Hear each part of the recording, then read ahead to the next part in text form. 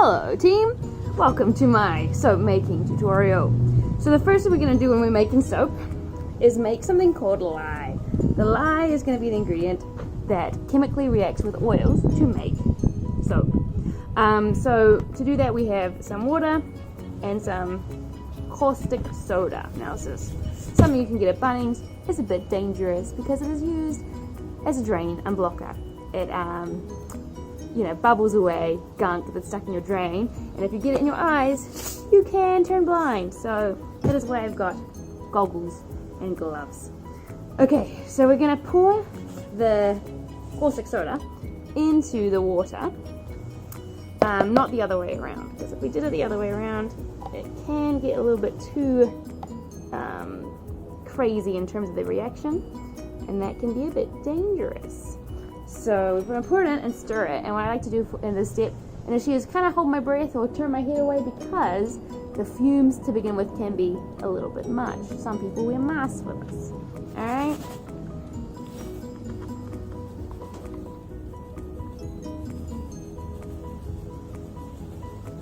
It's important to give it a bit of a stir so that it all reacts and turns this mixture into lye. As these two components chemically react with each other, they generate a bit of heat. So this is going to get quite hot. And so the reason we do it first is so that we can give it a chance to cool down before we blend it with our soap oils. Alright team, the next step in our soap making journey is to get all the oils melted together. So we've got in this recipe a whole bunch of different types of oils that all have different properties to make the soap nice and smooth and moisturizing and also cleansing. So we're going to start with some of these more solid oils and fats so that we can get those sort of melting. So I'm starting here with some mango butter.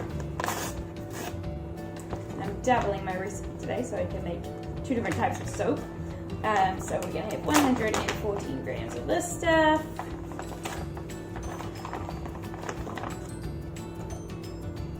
Sustainable palm oil. Olive oil. This stuff's just from the supermarket. Sweet almond oil. Castor oil. Avocado oil. Coconut oil.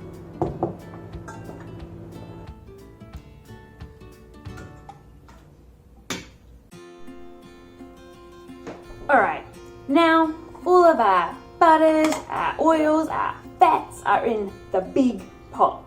We are going to melt them all together to create a nice homogeneous mixture that we can then blend with our lye. Now we wait. Okay, so I've just split my oils in half so that I can make two different batches of soap, and also I've done the same with my lye. Now both are a little bit hotter than they need to be at this point, so what I'm going to do now is get some of my extra add-ins ready, like colors and scents, so that in a few minutes when these are cool enough, I can blend it all without having to worry about too much measuring, because time is of the essence.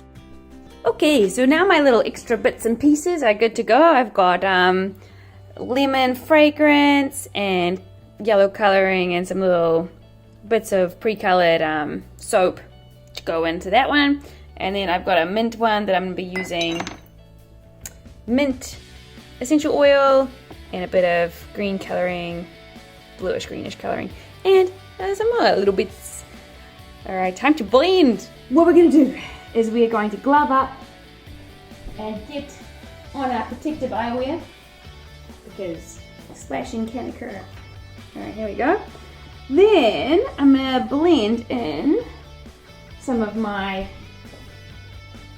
lye until it gets all thick and leaves what's called a trace, and that's just like a trickle of the soap material when you take your stick mixer out.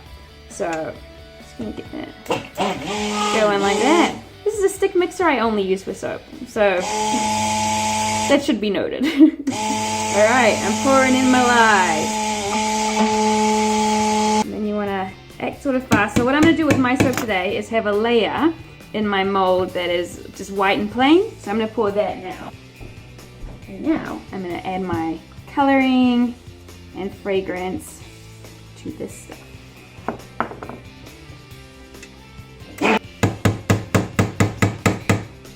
With some urgency, adding this to my mold. Then just for the last little bit, I'm going to add in these little colored bits for a bit of a more interesting top.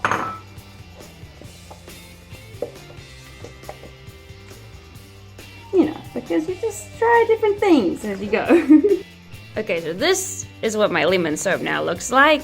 And tomorrow I'll cut it up and I'll show you the different layers. We'll both see how it actually comes out. Could look terrible.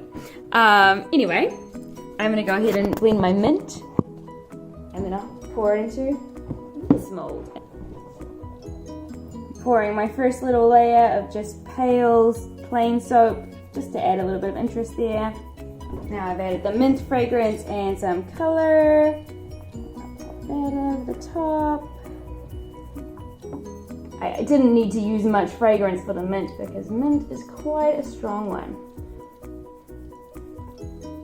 So first of all, tapping it to make sure all the soap settles and gets into the corners, and also hopefully trying to get out any air bubbles. And now, I'm not really an expert on this one, but I just sort of poke the top until it makes some sort of swishing, swirling patterns. Sometimes I do just do more of a smooth top, but today I'm doing a bit fancy. Little sprinkles, you might say. Alright, and so the next step with this is to cover it with some flat wrap it up in a towel for the next 24 hours or so, while I clean up all of this and do other things with my life. Then tomorrow I'll cut it all up and then leave it to cure for about 3 weeks. This is the mint soap. We have waited a day, and now the soaps are ready to demold. So this can take some time.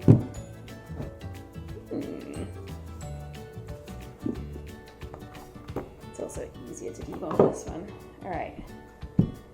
So now we've got the block, and now it's just a matter of chopping it to pieces. Then it will cure for 3 weeks. Ooh, the top looks really cool. And that is what it looks like.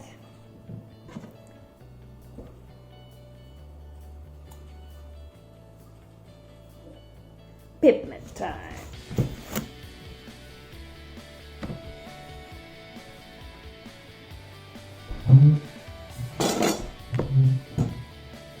Okay, so this block has a few more air bubbles in it.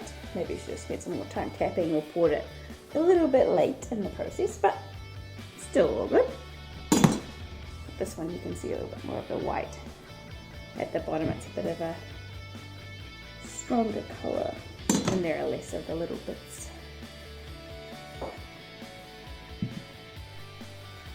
The actual final part is putting them in a place that there's a bit of space for the air to get between each of the blocks to cure. And that is it.